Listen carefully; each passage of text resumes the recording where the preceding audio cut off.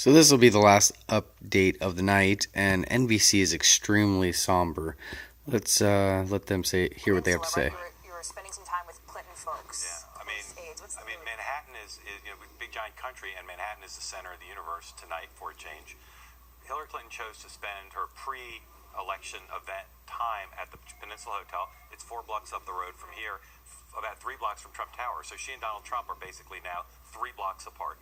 I'm told she's in the hotel with President Clinton, Chelsea Clinton, John Podesta, Robbie Mook, Jennifer Palmieri, Huma Abedin. These are her closest advisors, her closest aides. They've been with her from the beginning. And you can only imagine, you think about 8 years ago when they lost the Iowa caucuses, there was a similar meeting, a time in a hotel in Des Moines where they were grappling with how to deal with loss. So this is a much more complicated, bigger situation. The Javits Center, where I was earlier, where her event is supposed to be, earlier in the evening, the mood couldn't have been more jubilant. It's the biggest election night event I've ever seen. It's like a theme park over there. And as the results started to come in, you saw the mood deflate. People have laughed, some in tears.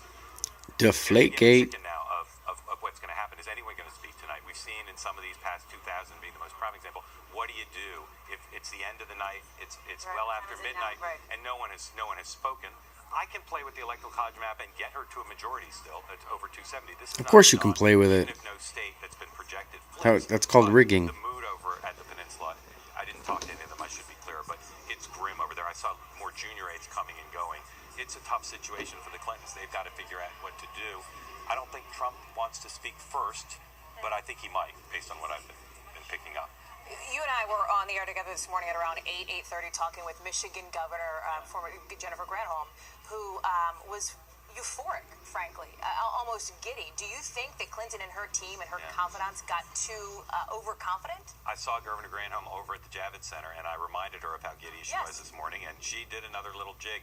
I think that tape from Morning Joe is going to be iconic if Hillary Clinton loses this race, because she was the epitome of, I won't say overconfidence, but extreme confidence that they were going to win.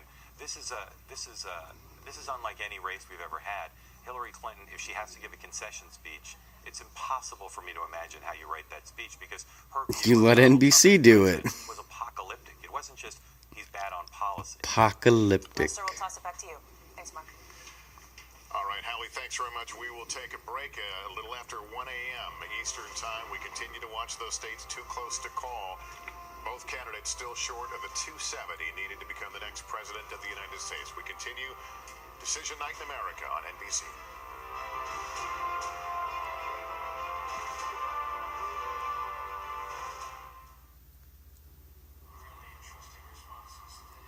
The only reason I'm still recording at this point is they're about to transition into this. I alone can fix it.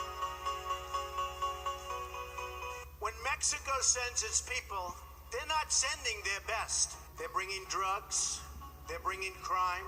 They aren't bringing their best, that's true. He's a war hero. He's a war hero because he was captured. I like people that Good point. Good point. I'm a veteran, and you know what? I prefer that people don't get captured. It's a little extreme, but you know, we need to discipline our children. And we need a president who's willing to discipline people for wrongdoing and, you know, get people to do the right thing. The answer is that there has to be some form of punishment. For the woman. Yeah, there has to be some form. Yep, stop having sex if you don't want to have a baby. Of the United States. Governor Mike Pence. I humbly and gratefully accept your nomination for the presidency of the United States. Russia, if you're listening, I hope you're able to find the 30,000 emails. And I'm afraid the election's going to be rigged, I have to be honest. Can I mess your hair up? That's one thing that he should concede on, and she should put in her concession speech. And that's my favorite part. He hasn't released his tax He returns, let him which mess means up his he's hair. either not that rich, not that charitable, or he's never paid taxes in his life.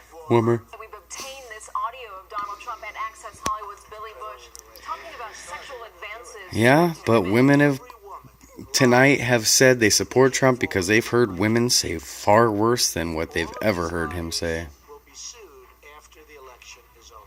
Do you want to go back to them, or do you want to stay with Donald Trump? Tonight at American Rockefeller Center. All right, then. Towering above Democracy Plaza. Good night, Continue to folks. watch